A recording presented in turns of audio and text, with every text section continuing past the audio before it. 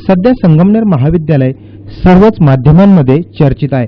महाविद्यालयाने घेतलेल्या 1100 रुपये शुल्कावरून छात्र भारतीनं आंदोलन छेडलं खरं, मात्र हे आंदोलन महाविद्यालयातील विद्यार्थ्यांना मान्य आहे का, याविषयी जाणून घेण्याची सी न्यूजच काय तर सुज्ञ नागरिकांना देखील मोठी उत्सुकता होती। नागरिकांची उत्सुकता आणि वस्तुस्थिती जाणून घेण्यासाठी सी मूव्हीज अँड न्यूजनं महाविद्यालय गाठलं आणि काही वर्गांमध्ये याविषयी चर्चा घडून आणली।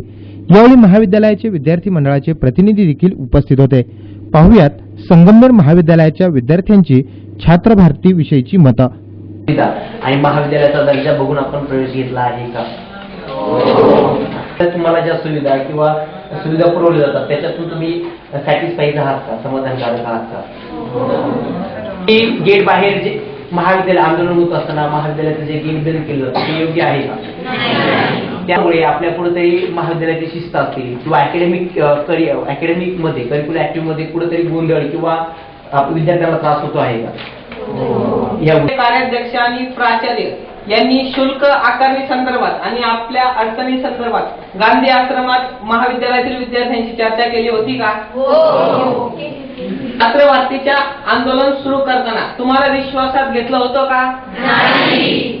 छात्र भारतीच्या आंदोलनामुळे विद्यार्थ्यांचं शैक्षणिक नुकसान झालं का? सर्वजण विद्यार्थी महाविद्यालयाच्या बाजूने आहोत का? विद्यापीठ प्रतिनिधी प्रसाद वाळे आणि अक्षय बोंबले यांसह विद्यार्थी मुकुंद सहाने यांनी छात्र भारतीच्या विद्यार्थ्यांनी केलेलं आंदोलन हे आम्हाला विश्वासात न घेतलेलं आंदोलन असल्याची खिल्ली उडवली। छात्र भारतीनं आम्हाला विश्वासात घेऊन आंदोलन केलं नाही असा खुलासा त्यांनी केला। महाविद्यालयाबाहेर किंवा महाविद्यालयाच्या गेट बाहेर जे आंदोलन चालू आहे आणि हे आंदोलन करत असताना हे आंदोलन विद्यार्थ्यांच्या हक्कासाठी आहे अशी ती संघटना सांगत आहे।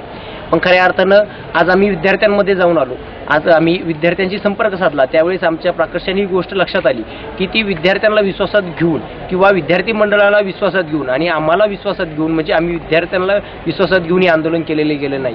तर भारतीय संघटनेने परवा महाविद्यालयाचं गेट बंद केल्यामुळे 250 ते 200 विद्यार्थी महाविद्यालयाच्या बाहेर उभे होते। खऱ्या अर्थानं त्यावेळेस महामार्गावरची ट्रॉफिक थोडी जाम झाली आणि शेवटी विद्यार्थी गेट उघडल्यानंतर महाविद्यालयात आले आणि रेग्युलर लेक्चर करायला सुरुवात झाली। पण खऱ्या अर्थानं आज आम्ही विद्यार्थ्यांमध्ये जाऊन आणि आंदोलनाबद्दल काय पडसाद ते विद्यार्थ्यांचे जाणून घेतले, तर खऱ्या अर्थानं आंदोलनाला विद्यार्थ्यांचा पाठिंबाच नाहीये आणि विद्यार्थी स्पष्टपणे सांगतायत की आम्ही प्रशासन आणि महाविद्यालयाच्या बाजूने सक्षमपणे उभे आहोत आणि आम्ही महाविद्यालयाचे विद्यार्थी आहोत आणि आम्ही महाविद्यालयाच्या बाजूने आहे, हे प्रकर्षाने आज आम्हाला जाणवलं। विद्यार्थी आणि प्रशासन छात्र भारतीने जे आंदोलन केलंय त्या आंदोलनाला अजिबातही विरोध नाही, परंतु विद्यार्थी मंडळ आणि विविध वर्गांची CR यांची आणि आमची जी बैठक झाली आणि आम्ही विद्यार्थ्यांची स्वतंत्रपणे संवाद साधला, तर विद्यार्थ्यांनी अशी भूमिका घेतलेली आहे की आंदोलन जरी असलं तरी विद्यार्थ्यांना विश्वासात न घेता, विद्यार्थीच नाही तर केवळ विद्यार्थी मंडळालाही विश्वासात न घेता हे आंदोलन सुरू झालेलं आहे। काहीतरी महाविद्यालयाच्या नावावर काहीतरी अवडंबर आणायचं हा याचा हेतू निघतो। महाविद्यालय व्यवस्थापनानं छात्र भारतीच्या प्रतिनिधींना सदर शुल्क संदर्भात खुलासा करून खर्चाचा हिशोब देखील दाखवला। उपप्राचार्य डॉक्टर गायकवाड यांनी याविषयी अधिक माहिती दिली। छात्र भारतीच्या आंदोलनाचं नेमकं इंगित काय असा प्रश्न आता महाविद्यालय प्रशासन विचारत आहे।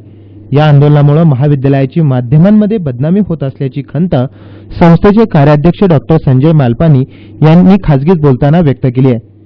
वृत्त संकलन विभाग, C movies and news, Sangamner.